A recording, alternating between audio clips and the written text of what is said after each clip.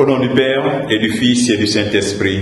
Amen. Demandons à l'Esprit Saint de nous éclairer en ce jour, qu'il dispose notre cœur, qu'il ouvre nos oreilles, afin que nous puissions écouter sa parole, que sa parole puisse trouver fruit en nous. Nous écoutons la parole de Dieu en ce 6 septembre de l'évangile de Luc, chapitre 6, versets 6 à 11. Un jour de sabbat, Jésus était entré dans la synagogue et enseignait. Il y avait là un homme dont la main droite était desséchée. Les scribes et les pharisiens observaient Jésus pour voir s'il ferait une guérison le jour du sabbat.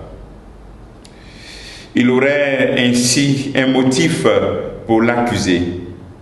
Mais lui connaissait leur raisonnement et dit à l'homme qui avait la main desséchée: « Lève-toi et tiens-toi debout là au milieu. » L'homme se dressa et se tint debout.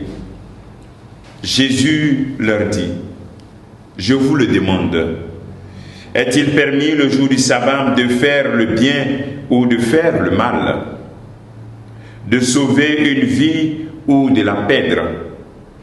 Alors, promenant son regard sur eux tous, il dit à l'homme: « Étends la main. » Il le fit et sa main redevint normale.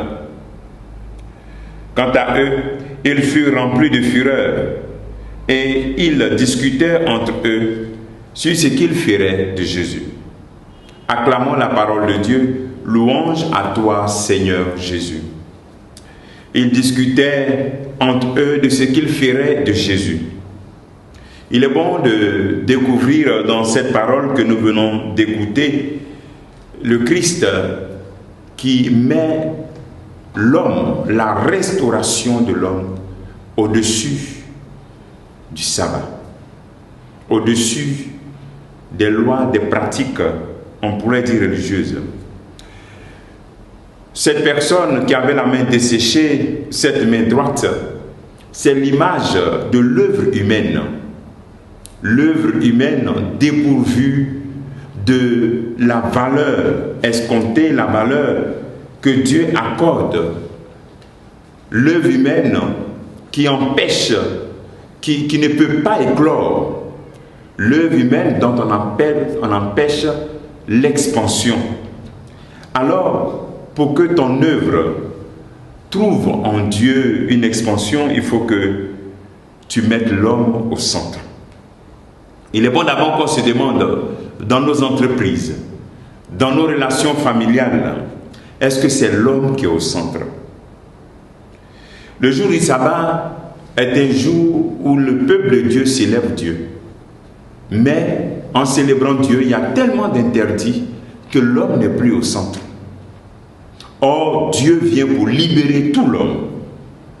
Alors, mettre l'homme au centre, c'est rechercher sa restauration, rechercher la joie, et non la limitation avec les interdits du sabbat, avec les interdits liés à certaines pratiques religieuses.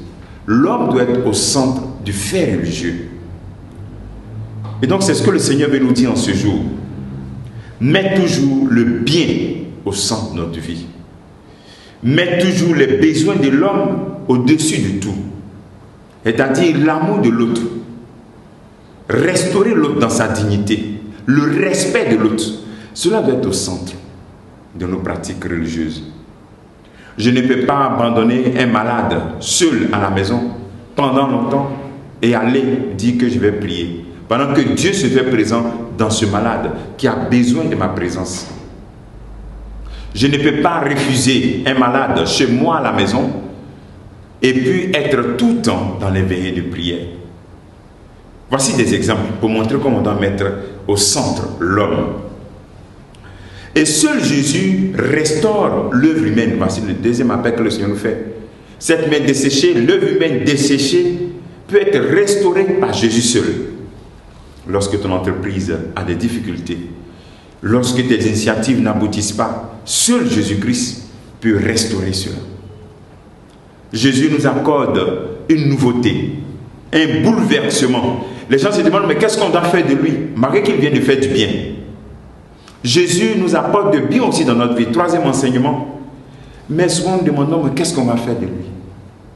Le bien qu'il nous accorde, nous le mettons en second plan. Et puis nous demandons, qu'est-ce qu'on va faire? Est-ce que je veux accepter Jésus toute ma vie? Est-ce que je peux accepter tout ce que Jésus me demande? Mes frères, mes soeurs, en ce jour, prends le temps de te retirer et consacre ton œuvre, l'œuvre de tes mains à Jésus, pour que le Seigneur restaure l'œuvre de tes mains, que tu puisses passer d'une œuvre desséchée à une œuvre fleurissante. Que le Seigneur te bénisse en ce jour, qu'il bénisse tous, au nom du Père et du Fils et du Saint-Esprit. Amen.